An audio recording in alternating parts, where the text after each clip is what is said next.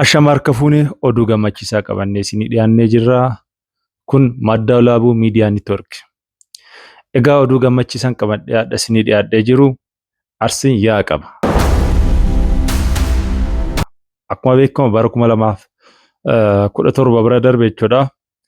Yaasi komandoo dhaddacha guutaatti taasifamee murtiiwwan jajjaboon dhimmoota godaansa seera alaa wal qabatan dhimmoota wayyooma haadha siinqee wayyooma abbaa fi haadhaatiin wal qabatan labsamee ture. Gabiraatiinis labsiin bara darbe labsamee dhimma fuudhaa fi heeruma gabbaraan kan wal qabatu jechuudha. Bara kanas ammoo abbootiin gadaa sikkoomandoo wirtuu odaa roobaa jalatti argaman jechuudha. Yaa guddaa tokko ammajjii tokko hanga ammajjii 3tti bara 2018 godina Baalee Bahaa aanaa Laga Hidhaatti kan argamu dhaddacha heerootti yaa guddaa tokko qabu jechuudha.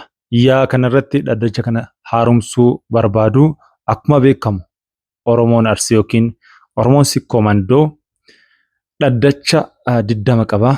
Sirnoota garaagaraa ittiin tumee uummanni yookiin dhaloonni akka aadaa isaa beekuuf akka aadaa isaa ittiin buluuf hojiilee gurguddoo hojjetaa jiranii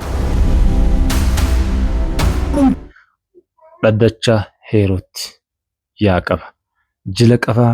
Arsiin jila kanarraa hin hafuu, Oromoonis hin hafinaa yaa guddaa qabu. Dhaddacha kana haaromsuudhaaf labsii seeraas haaromsuudhaaf Oromoo ittiin aadaa isaa dhalootaan akka dagaagu, dhalootaan akka ititu, dhalootaan akka darbu yaamicha isinii dhiyeessee jira. Yaamicha kanarraa hafinaan yaamicha abbootii gadaa sikkoomandoo wirtuu odaa roobaati.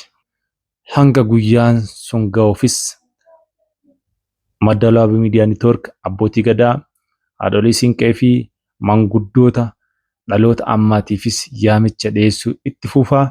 Gabiraatiinis qophiilee garaagaraa gara fuulduraatti isiniif dhiyeessuudhaaf karaa yuutuubiitiin sagantaalee aadaa wal qabatan isiniif dabarsinaa. Aadaan keenya haa dagaagu, haa dagaagsinuu. Horaa bulaa deebanaa kan isinii dhiyeesse an Mootii Gammachuuti. Turtii gaarii.